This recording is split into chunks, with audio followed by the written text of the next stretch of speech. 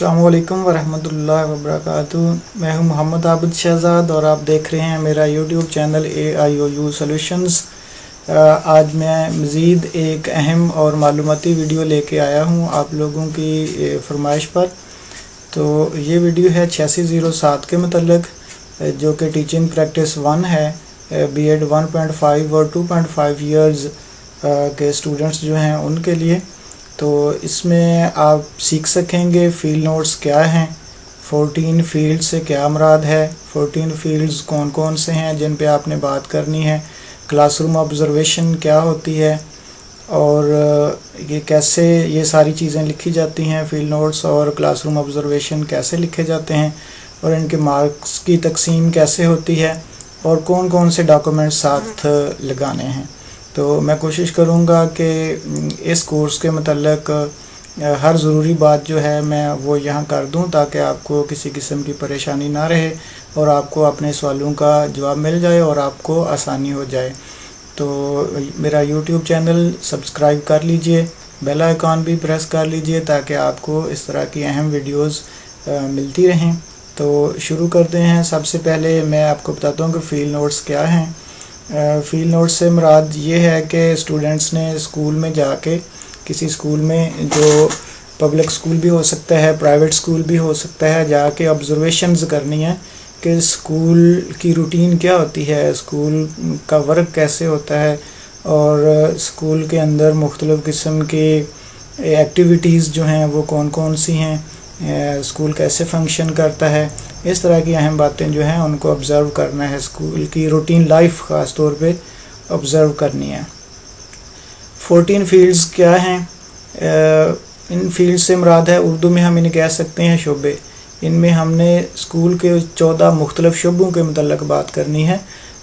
कुछ स्टूडेंट्स ऐसे भी कर लेते हैं कि ऐसे शो करते हैं कि आपने कोई क्लास ऑब्ज़र्व कर ली, जाके उर्दू की क्लास कर ली, मैथ की क्लास कर ली, साइंस की, बायो की, फ़िज़िक्स की, और सिर्फ ये ऑब्ज़र्व कर लेते हैं कि क्लास के दौरान क्या हुआ। ये इसकी असल रूह के मुताबिक नहीं है।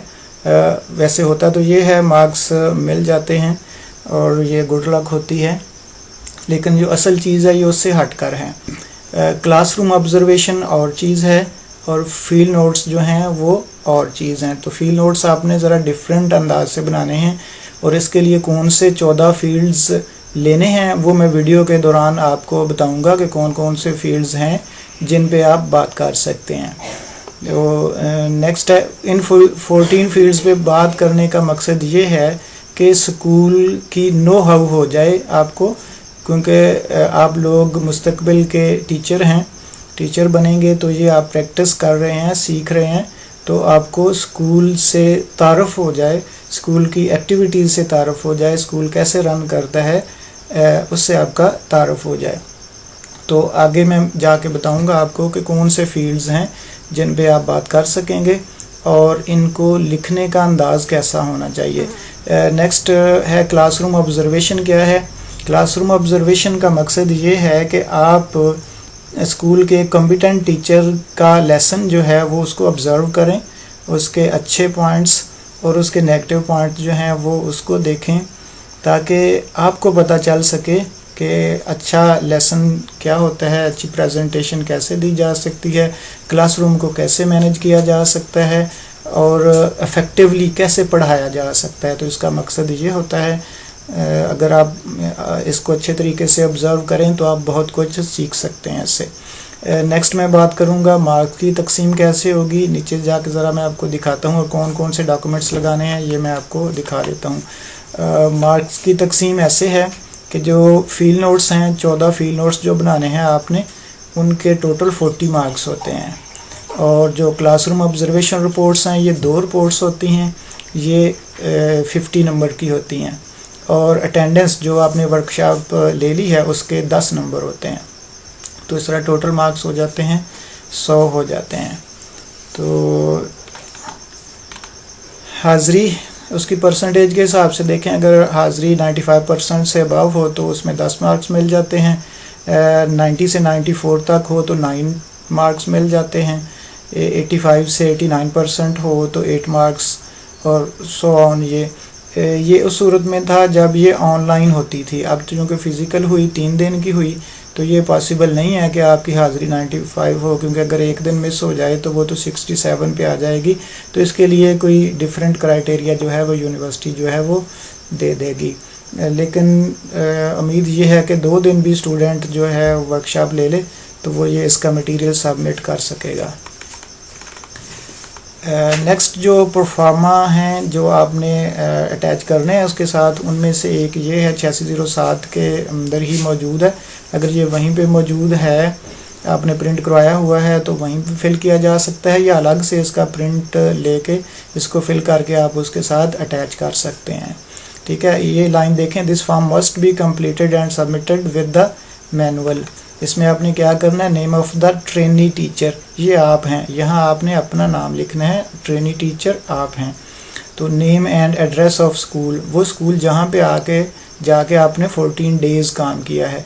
अच्छा, यहाँ एक चीज़ मैं वो बताना भूल गया, वो ये कि सिर्फ 14 दिन 14 फील्ड नोट्स, डेली का एक फील्ड नोट आपने लिखना होता है। और जो 2 क्लासरूम ऑब्जर्वेशन है वो ये नहीं है कि 15 और 16 डे पे जाके आपने काम करना है, बल्कि इन्हीं 14 डेज़ के अंदर ही उसको मैनेज करना है। किसी भी दिन आप वो क्लासरूम ऑब्जर्वेशन कर सकते हैं, एक ही दिन में कर सकते हैं, दो डिफरेंट दिनों में भी कर सकते हैं। नेक्स्ट जो है वो मेंटर टीचर्स नेम है। तो मेंटर क्या होता है, जब आप स्कूल में जाएंगे तो एक टीचर ऐसा होगा जिसको आप मेंटर डिक्लेयर करेंगे। स्कूल इंतज़ामिया आपको इनके साथ लिंक कर देगी कि आइंदा से आपके काम के सिलसिले में ये आपको गाइडेंस जो है वो प्रोवाइड करेंगे, उसको कहेंगे मेंटर। और जहाँ भी ये मेंटर का लफ्ज़ आएगा, इससे मुराद वो वाला टीचर होगा, और ये सिर्फ एक ही होगा, एक से ज़्यादा नहीं आप शो कर सकते। और जो आपके फील्ड नोट्स होंगे उस पे जो कमेंट्स देने हैं वो भी इसी मेंटर टीचर ने ही देने हैं। और मेंटर सिग्नेचर, उस मेंटर टीचर के यहाँ पे सिग्नेचर आएंगे, साइन होंगे, phone number of school, school का या स्कूल हेड का फ़ोन नंबर, और इसी तरह प्रिंसिपल या हेड टीचर का नेम, और यहाँ फिर वो तस्दीक कर देंगे, अपने साइन एंड स्टैम्प कर देंगे। नेक्स्ट एक ये प्रोफार्मा है जो आपने स्कूल हेड टीचर से फिल करवाना है, यानी फिल तो आपने करना है, उन्होंने साइन स्टैम्प करना है। इसमें देख लें क्या है, it is to certify that mister और मिसेस, यहाँ आपका नाम आएगा, SDO मतलब सन या डॉटर ऑफ, यहाँ फादर नेम आएगा, हैविंग रोल नंबर, आपका यहाँ रजिस्ट्रेशन नंबर आएगा। और रजिस्ट्रेशन नंबर क्या होता है, जो आपकी आईडी है उसमें जो 0000 और उसके बाद 6 डिजिट्स होते हैं, वो आपका रोल नंबर भी है, वो आपका आईडी भी है, वो आपका रजिस्ट्रेशन नंबर भी है। एंड रजिस्ट्रेशन नंबर, ये दोनों आपके सेम भी हो सकते हैं। कुछ ओल्ड स्टूडेंट हैं जिन्होंने 2020 से पहले एडमिशन लिए होंगे, उनके ये चीज़ें डिफरेंट हो सकते हैं, और 2020 के बाद वाले जो हैं उनके दोनों के ये चीज़ें सेम हो सकती हैं। Has successfully completed his her 2 week teaching practice in this institution from dash to dash, ये जिस दिन पहले दिन आप गए और लास्ट डे, मेरा ख्याल है ये बनेगा 15 to 25 फरवरी तक बनेगा ये टाइम यहाँ पे। He she is very cooperative, honest and hard working, I wish him her every success in his her future, और यहाँ है टीचर के साइन और स्टैम्प होंगे। उसके बाद एक और परफॉर्मा है, ये आप साथ लेके जाएंगे, जो आप स्कूल की एडमिनिस्ट्रेशन है उनको देंगे, ताकि उनको पता हो कि आपके यहाँ आने का मकसद क्या है, और वो आपको परमिशन दे देंगे स्कूल में काम करने की। यहाँ इस पे भी दस्तखत व मोहर सरबराह इदारा हेड टीचर के साइन एंड स्टैम्प होंगे। तो उसके बाद मैं आपको बता दूं कि फील्ड नोट जो हैं वो आपने कैसे लिखने हैं, और सारे कैसे, मैं एक सैंपल के तौर पे आपको बता दूंगा। यहाँ लिखा होता है डे 1, और यहाँ आप डे लिख सकते हैं, लाइक मंडे, ट्यूसडे, वेडनेसडे, और फिर डेट है, यहाँ आप जो उस दिन की डेट होगी वो लिख देंगे। तो डेली का एक फील्ड नोट आपने लिखना है। यहाँ ये चीज़ पहले से लिखी हुई होगी, रिफ्लेक्टिव नोट्स, और ये चीज़ नहीं है, ये मैंने सिर्फ आपको समझाने के लिए लिखी है। मैंने आपको बताया था 14 फील्ड्स कौन से होते हैं, तो एक फील्ड, एक शोबा उसका है स्कूल रिसोर्सेज, स्कूल के वसाइल क्या क्या हैं और वसाइल में क्या क्या चीज़ें शामिल होती हैं, लाइक उसका एरिया, उसका प्लेग्राउंड, उसके ग्रासी लॉन्स वगैरह, उसकी बिल्डिंग, उसके रूम्स, उसका ऑफिस ऑफ द हेडमास्टर या हेडमिस्ट्रेस और teachers, computer lab, library, canteen, toilet and drinking block, students, ये सारे स्कूल के रिसोर्सेज में आते हैं। प्लेग्राउंड्स भी, अगर मैं नहीं बता सका तो हाँ जी मौजूद है प्लेग्राउंड भी, ये स्कूल के रिसोर्सेज में शामिल होती हैं चीज़ें। तो आपने इन पे बात करनी है। तो मैं यह ज़रा तफसील से पढ़ के भी सुना देता हूँ जो मैंने लिखा है इस पे।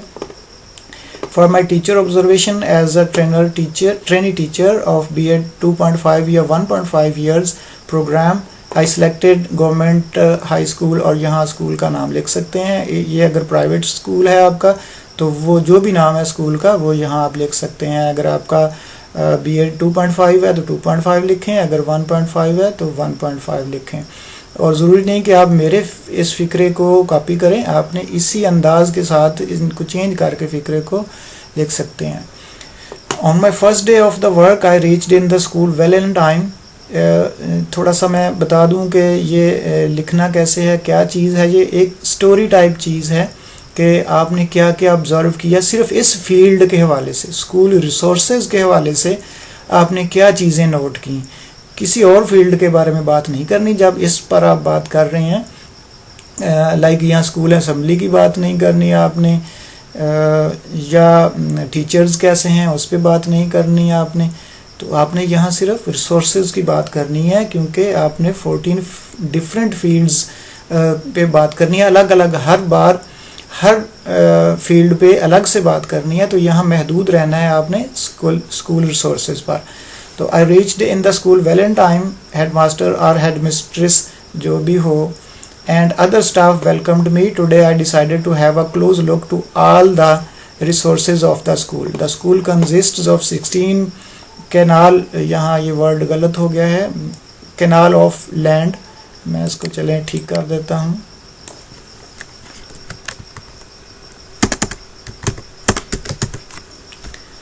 When I passed the gate to my left, there was a big grassy playground. It was presenting a beautiful scene with lush green grass. It was prepared to play different games such as hockey, football, badminton and other games. To my right there were grassy lawns. There were many flowering plants. A sweet fragrance welcomed me. All the plants and the grass was recently trimmed. It was a splendid scene. After crossing the lawns, I approached to the main building of the school. There were 10 rooms with verandas. The office of the headmistress या headmaster was beautifully designed and presenting a nice look. In the office of the headmaster, I got introduced to all the teachers of the school. I also introduced myself. There are 20 teachers in the school. After this, I visited the computer lab, library and canteen. All these places were well managed. I was surprised to see the canteen, which was neat and clean. After this, I approached to the toilet and drinking block of the school. There was a good drainage system. I was amazed to see the cleanliness. There are 300 students in the school. All of the students were in the uniform. There are also big and shady trees. Overall, the environment and the resources of the school were healthy and appropriate to facilitate the teaching learning situation. ये आप अपनी जो given space है आपके जो manual पे दी गई है उस पे पूरा करना है आपने। इसका मतलब ये नहीं कि इतने सारे आप फिक्रे लिख लें, जितने उस पे पूरे आ सकते हैं उतने लिखें। मैंने एग्जाम्पलरी यहाँ लिखा हुआ है, तो आप पहले से जज कर सकते हैं कि उसके ऊपर कितनी लाइंस हैं और उस पर कितना मटेरियल आ सकता है। उसके हिसाब से आप अपना मटेरियल जो है वो तैयार करें और उस पर लिखें, ज़रा नीट एंड क्लीन करके लिखें। उसके बाद ये दूसरा पोर्शन है फील्ड नोट्स का कि मेंटर कमेंट्स। तो ये जो टीचर जिसको आपने मेंटर असाइन किया हुआ है, मेंशन किया हुआ है, उसकी तरफ से कमेंट्स होंगे, वो आपके बारे में लिखेगा। जो उसने आपके बारे में ऑब्जर्व किया। ऊपर था आपने स्कूल के बारे में जो ऑब्जर्व किया वो लिखा गया है, और यहाँ है मेंटर टीचर जो आपके बारे में ऑब्जर्व करेगा वो लिखेगा।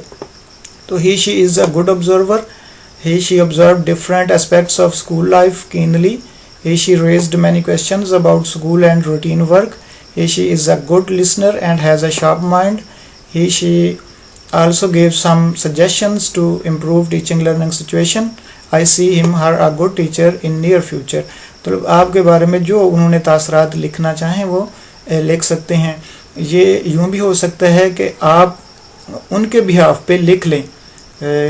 अगर आप स्कूल नहीं जा रहे या वो नहीं लिखना चाह रहे, वो आपसे कह देते हैं कि आप खुद लिख लें, मैं साइन कर दूंगा या साइन कर दूंगी, तो उनके बिहाफ पे आप खुद से लिख सकते हैं। लेकिन ये ऊपर वाली राइटिंग से ज़रा डिफरेंट राइटिंग होनी चाहिए। तो ये था फील्ड नोट्स, और इसके बाद मैं आपको बताऊंगा कि 14 डिफरेंट फील्ड्स कौन से हैं जिस पे आप बात कर सकते हैं। तो ये अभी हमने बात की है स्कूल रिसोर्सेज पर। इसके अलावा बात कर सकते हैं प्रोफेशनल कॉम्पिटेंसीज़, यानी जो स्कूल स्टाफ है, टीचर्स हैं, उनकी पेशा वराना काबिलियतें जो हैं उन पे आप बात कर सकते हैं। इसके अलावा स्टूडेंट्स पे बात कर सकते हैं अलग से। स्कूल असम्बली के मतलब जो आपने ऑब्ज़र्व किया जाके कि असम्बली कैसे कंडक्ट हुई है उसकी रूटीन के हिसाब से आप बता सकते हैं। इसके अलावा प्लेग्राउंड पे बात कर सकते हैं कि प्लेग्राउंड कैसा है और उसमें क्या क्या एक्टिविटीज़ होती हैं, कैसे वो यूज़फुल है स्कूल के लिए। इसी तरह लाइब्रेरी के बारे में आप अपने मुशाहदात जो हैं वो लिख सकते हैं। साइंस लेबॉर्ट्री के बारे में लिख सकते हैं, कैंटीन के बारे में लिख सकते हैं। अपनी वर्डिंग में सारा कुछ ये लिख सकते हैं, कोई इतना ज़्यादा मुश्किल नहीं होता। इसके अलावा स्कूल लीडरशिप से मुराद है हेड टीचर कि वो कैसे हैं, उनकी काबिलियतें क्या हैं, कैसे वो एक अच्छे मुंतज़िम हैं, इस हवाले से उनके बारे में लिख सकते हैं। इसके अलावा प्रोफेशनल इन्वायरमेंट, स्कूल की प्रोफेशनल इन्वायरमेंट कैसी है, पेशा वराना माहौल कैसा है उसका, कैसे वो लर्निंग के लिए सूटेबल है, इस पे आप बात कर सकते हैं। टीचिंग मेथड्स, स्कूल में कौन कौन से टीचिंग मेथड्स डिफरेंट टीचर्स जो हैं वो इख्तियार कर रहे हैं। मैथ के टीचर्स कैसे पढ़ा रहे हैं, उर्दू के, इंग्लिश के, साइंस के मुख्तलिफ टीचर्स के हवाले से आप बात कर सकते हैं कि वो कौन कौन से तरीके जो हैं वो यूज़ कर सकते हैं। इन सारे फील्ड्स पर बात करने से पहले आप नेट से सर्चिंग कर सकते हैं कि कैंटीन क्या होती है, स्कूल लीडरशिप के बारे में, साइंस लेबॉर्ट्रीज़ के बारे में पढ़ सकते हैं, और वो नॉलेज आपके काम आ सकता है फील्ड नोट्स लिखने में। इस तरह स्कूल रिकॉर्ड एंड रजिस्टर्स, इसके बारे में आप बात कर सकते हैं। ये आपके कोर्स में भी शामिल है, ये भी नेट से भी आप पढ़ सकते हैं, आपकी बुक्स में भी इसके मतलब मवाद मौजूद है। ECE room early childhood education, ECE का मतलब है अर्ली चाइल्डहुड एजुकेशन। स्कूलों में एक प्री नर्सरी टाइप एक क्लासों को पढ़ाने के लिए एक अलग से कमरा बनाया होता है, कुछ स्कूलों में है, हर स्कूल में नहीं है। तो उस पर भी आप बात कर सकते हैं कि वहाँ कैसे पढ़ाया जा रहा है, टीचिंग कैसे की जा रही है। और को करिकुलर एक्टिविटीज़ या गेम्स पर भी आप बात कर सकते हैं। इसी तरह एनी नेशनल डे, 14 अगस्त या 23 मार्च या 6 सितंबर, इस हवाले से एक आप बता सकते हैं कि डे ऑब्ज़र्व किया गया स्कूल में और क्या रूटीन रही, आपके मुशाहदात क्या थे, वो सब आप बयान कर सकते हैं। इसी तरह प्राइज़ डिस्ट्रीब्यूशन सेरेमनी, इस पर भी आप बात कर सकते हैं। तो ये था फील्ड नोट्स के हवाले से। अब मैं आपको बताऊंगा कि क्लासरूम ऑब्जर्वेशन जो है उसको आपने कैसे राइट करना है। देखें यहाँ पे आपके लिए कॉलम बना होगा, यहाँ आप स्कूल का नाम लिखेंगे जहाँ पे जाके आप ये काम कर रहे हैं। नेक्स्ट कुछ इन्फॉर्मेशन देनी है। क्लास टीचर, ये वो क्लास टीचर होगा जिसको आप ऑब्ज़र्व कर रहे हैं, यानी एक क्लास टीचर है वो अपनी क्लास को पढ़ा रहा है या पढ़ा रही है और आप उसको ऑब्ज़र्व कर रहे हैं, ये उस टीचर का नाम होगा, आपका नाम नहीं। कोर्स मतलब जो सब्जेक्ट वो पढ़ा रहे हैं और जिस क्लास को पढ़ा रहे हैं वो यहाँ पे मेंशन होगा, क्लास की तादाद कितनी है। और ऑब्ज़र्वर से मुराद हैं आप, यहाँ ऑब्ज़र्वर में आपका नाम आएगा। तो टाइम इसके लिए कितना है, 40 मिनट्स है, जितना भी पीरियड का वो टाइम होगा।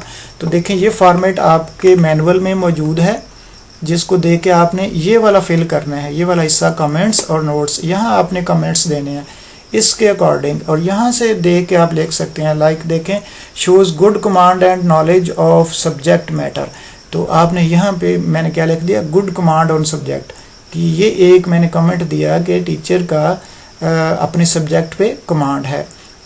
Demonstrates breadth and depth of mastery, मैंने यहाँ लिख दिया शोज हिज प्रोफेशनल स्किल्स, एक कमेंट दे दिया इस हवाले से। सब्जेक्ट मैटर के हवाले से 2 कमेंट्स यहाँ पे दे दिए। ऑर्गेनाइजेशन, अब देखें यहाँ लिखा हुआ ऑर्गेनाइजेज सब्जेक्ट मैटर, तो मैंने कमेंट दे दिया वेल ऑर्गेनाइज्ड लेसन्स।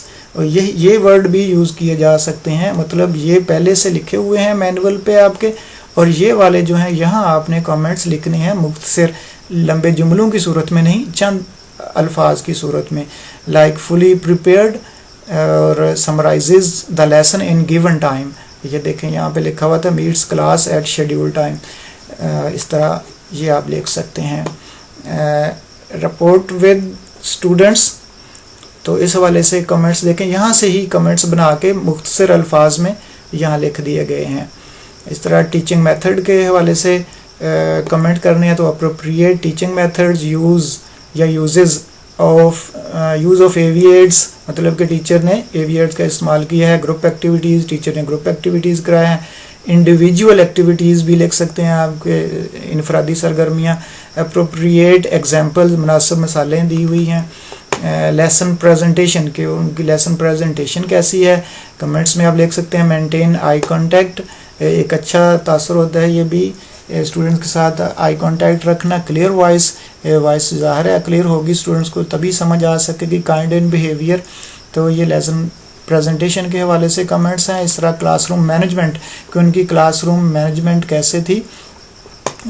तो lesson according to the time, ये एक अच्छा गेस्चर होता है, क्योंकि ये नहीं हो सकता कि आप लेसन जो है वो 1 दिन का हो और आप उसे 3 दिन पे ले जाएं।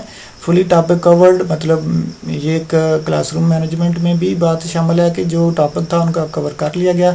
डिसिप्लाइंड and control over class, effective classroom management. तो इस तरह के कमेंट्स यहाँ पे आपने लिखने हैं, इन्हीं वर्ड्स को यूज़ करके यहाँ से हेल्प लेके आप जो है वो लिख सकते हैं। तो ये 2 क्लासरूम ऑब्जर्वेशंस में से अभी सिर्फ फर्स्ट की बात हो रही है। नेक्स्ट है सेंसिटिविटी टू स्टूडेंट्स, तो यहाँ से इन अल्फाज से हेल्प लेके यहाँ आप कमेंट दे सकते हैं। Honours students, self respect, no gender discrimination और इंटरएक्टिव क्लासरूम। इंटरएक्टिव क्लासरूम का मतलब यह है कि स्टूडेंट्स जो हैं वो टीचर से कम्युनिकेशन कर रहे हैं, क्वेश्चंस कर रहे हैं। पर्सनल, तो उस हवाले से कमेंट्स किया आपने। इसी तरह learning environment of classroom, classroom की लर्निंग इन्वायरमेंट कैसी है उस हवाले से आपने कमेंट्स करने हैं। 20 स्टूडेंट्स, अब ये देखें ऐसी चीज़ है, ऊपर आपने देखा एक स्टूडेंट्स की तादाद पूछी गई थी, ये नहीं होना चाहिए कि वहाँ आपने 30 स्टूडेंट लिखे हुए हों यहाँ 20 कर दें, ये इन्फॉर्मेशन मैच करनी चाहिए। दूसरा, स्टूडेंट्स की तादाद और स्कूल के मतलब जो इन्फॉर्मेशन है फील्ड नोट्स में जो चीज़ें लिखी हुई हैं वो यहाँ भी मैच करनी चाहिए, यहाँ से डिफरेंट नहीं हो जानी चाहिए। उसके बाद एक टॉपिक है हेडिंग है स्ट्रेंथ्स ऑब्जर्व्ड, यानी उस टीचर जिसको आप ऑब्जर्व कर रहे हैं उसकी कौन कौन से ऐसे प्लस पॉइंट्स हैं जो आपने ऑब्जर्व किए हैं। तो कुछ चीज़ें मैंने लिखी हैं यहाँ पे। वेल प्रिपेयर्ड लेसन, कि उनका लेसन बड़ा अच्छा तैयार था। कॉन्फिडेंट, वो पूरे एतमाद थे। वेल स्ट्रक्चर्ड लेसन, उनका लेसन बहुत अच्छा स्ट्रक्चर था उसका। एंड परफेक्ट टीचिंग स्टाइल, पढ़ाने का अंदाज बहुत अच्छा था। बेस्ट यूज़ ऑफ एविएट्स, एविएट्स का बहुत अच्छा इस्तेमाल किया। और इंडिविजुअल एंड ग्रुप एक्टिविटीज़ की उन्होंने सरगर्मियाँ भी करवाई। ठीक है, इस तरह मज़ीद भी इस तरह के आप प्लस पॉइंट्स जो हैं वो लिख सकते हैं। फिर वीक पॉइंट्स लिखने हैं। वीक पॉइंट्स से मुराद सजेशंस फॉर इम्प्रूवमेंट के, आप बतौर टीचर क्या देखते हैं कि कौन सी चीज़ें जो हैं उनको इम्प्रूव किया जाना चाहिए, कैसे करना चाहिए। 2-3 एग्जांपल्स मैंने यहाँ पे लिखी हुई हैं। Only sitting plan of student needed to be changed, sitting plan जो है वो चेंज होना चाहिए। They should be in front of white board to see the board clearly, या more individual and group activities should be included, ज़्यादा से ज़्यादा इनफरादी और इज्तिमाई सरगर्मियाँ जो हैं वो शामिल होनी चाहिए। अब ये देखें, ऐसा नहीं कि यहाँ पे आप तारीफ़ कर दें कि इंडिविजुअल एंड ग्रुप एक्टिविटीज़ जो हैं वो इनका प्लस पॉइंट है और फिर यहाँ फिर सजेशन में नहीं लिख सकते। मैंने बतौर एग्जांपल्स ये चीज़ें लिखी हैं, तो ये एक दूसरे से तजाद नहीं हो जाना चाहिए। Efforts should be made to maintain discipline in the classroom, मतलब ये भी हो सकता है कि क्लास टीचर तो अच्छा प्रेजेंटेशन कर रहा हो लेकिन डिसिप्लिन के हवाले से वो वीक हूँ, तो ये वीकनेस अगर आप नोट करते हैं तो ये मेंशन कर सकते हैं। Overall impression of teaching effectiveness, तो ओवरऑल आपका क्या इम्प्रेशन था, आपने क्या ऑब्जर्व किया। Overall it was the perfect lesson delivered by miss Sadia, मतलब जो भी टीचर हूँ, in which most of the students understood the concept of the lesson. उसके बाद इसी रिपोर्ट का दूसरा हिस्सा है, दोबारा से फिर यहाँ कुछ इन्फॉर्मेशन देनी है, स्कूल का नाम देना है, टीचर का नाम लिखना है जो क्लास को पढ़ा रही हैं, आप नहीं, टीचर जो क्लास को पढ़ा रहे हैं। कोर्स कौन सा कोर्स है, साइंस का है, ग्रेड कौन सा है, 7th है, नंबर ऑफ द स्टूडेंट्स कितने हैं, ये आपने लिखनी है ये चीज़ें सारी। ऑब्जर्वर आप हैं, मतलब आपने अपना नाम यहाँ पे लिखना है, डेट एंड टाइम, उस दिन क्या तारीख थी और टाइम क्या था। रिफ्लेक्टिव नोट, यहाँ आपने कुछ नोट लिखने। Below is a report wrote while observing a classroom at dash. अब यहाँ मुराद है कि आपने किस स्कूल में किया ये काम, यहाँ स्कूल का नाम आएगा। Abstract, the following report will examine all the aspects of classroom that I will observe in miss Sadia's class. I will discuss the classroom environment, the school, the students' participation, and the teachers' overall effectiveness and influence over students. I will then talk about how much the experience and motivation I got by observing this class. यानी यहाँ आपने ये थोड़ा सा तारफ़ कराना है कि आपका मकसद और मुद्दा क्या था, तो ये आपने अपने अल्फाज में यहाँ पे लिखना है। उसके बाद है यहाँ दो हिस्से हैं इसके आगे, एक तो है टीचर ऑब्जर्वेशन रिपोर्ट, आपने ऑब्जर्व क्या किया, ठीक है। पार्ट 1 है observation. For my teacher observation I go to, अब यहाँ एक स्कूल का नाम लिखना है, कोई सा भी हो जो आपने सेलेक्ट किया होगा। On my fix day for classroom observation, मैं सारा पढ़ के भी बताता हूँ जो मैंने लिखा हुआ है, और मैं आपको आइडिया भी देता हूँ कि आपने क्या लिखना है। कि क्लास मौजूद है, टीचर मौजूद हैं, अपना लेक्चर दे रहे हैं और आप उसे ऑब्ज़र्व कर रहे हैं कि वो कैसे पढ़ा रहे हैं। जो कुछ आपने नोट किया, जैसे जैसे उन्होंने अपना लेसन आगे बढ़ाया, वो सारी रूटीन जो है वो आप स्टोरी टाइप की सूरत में आप पास्ट टेंस में यहाँ पे लिखेंगे। तो I reached in the school well in time, had mistress and other staff welcomed me. All the students were in a good discipline. After a while, the bell rang for commencement of school work. All the students went to their classrooms. It's a big and well-known educational institution of the city or village. The school has a vast area of 3 acres.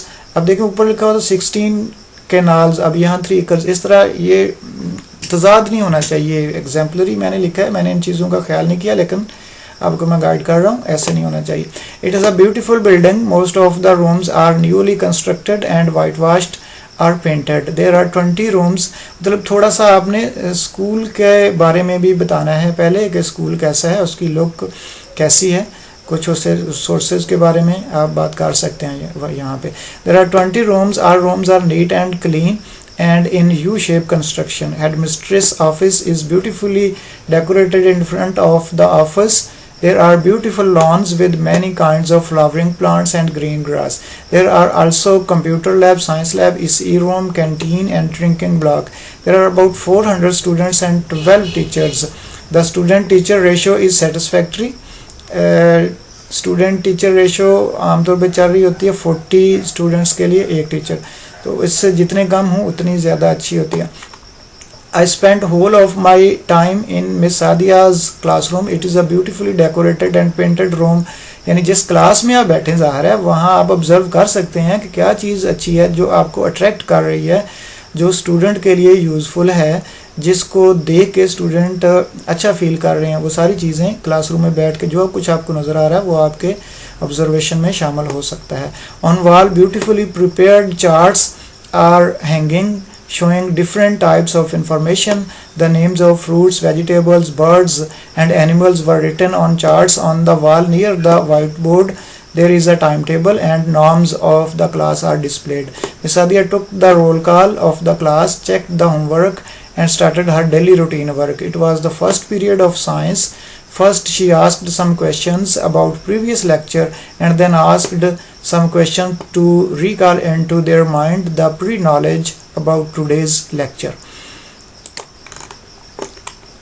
After this she told a story that how people in the past managed to have clean water for their daily use.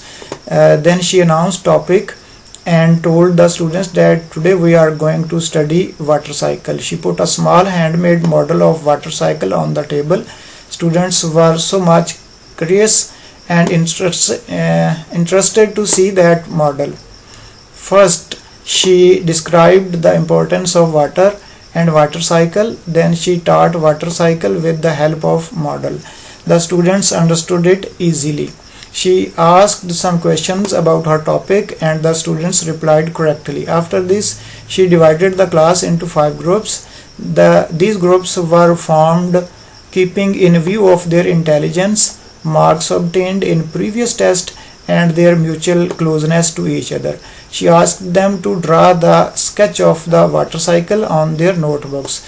The groups sat at different places. Miss Sadia had a round of all groups to see if they have any problem to be solved. She assisted the students wherever it needed. After completion of their work, she checked it and encouraged the students with good work.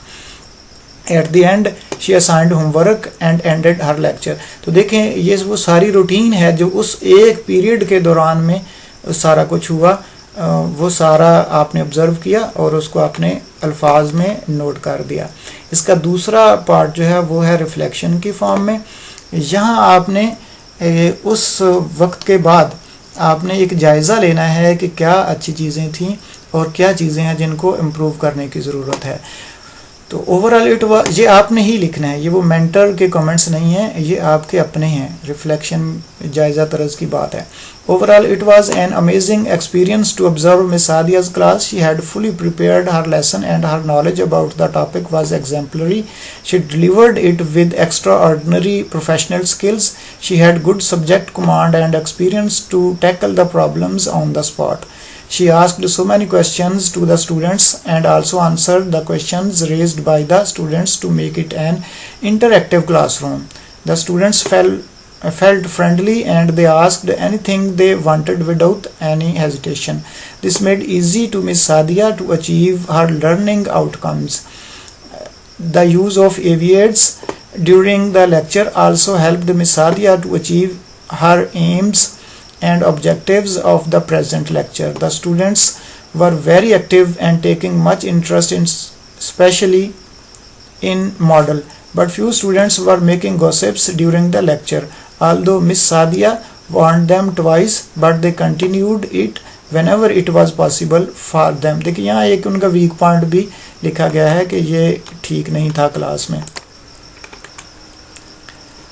She made the lecture interesting by telling interesting things from past related to her subject. Sometimes she talked something funny to amuse the students and to keep their attention towards her. This made the classroom environment very friendly and comfortable. She remained kind, humble, and polite during all this while she listened carefully and attentively to each student. Her responses were clear and related to topic and students were satisfied. तो ये reflection हो गई. I was much impressed by her teaching style and subject command. I learned a lot by her way of teaching. तो ये था आपकी classroom observation report. तो मैं उम्मीद करता हूँ कि यहाँ से आपने समझ लिया होगा कि फील्ड नोट्स आपने कैसे लिखने हैं और क्लासरूम ऑब्जर्वेशन कैसे लिखनी है. तो मैं उम्मीद करता हूँ कि ये वीडियो बहुत ही मुफीद साबित होगी आपके लिए और आपको अपने बहुत सारे सवालों का जवाब जो है मिल गया होगा. अब तक के लिए इतना ही. अल्लाह हाफिज़.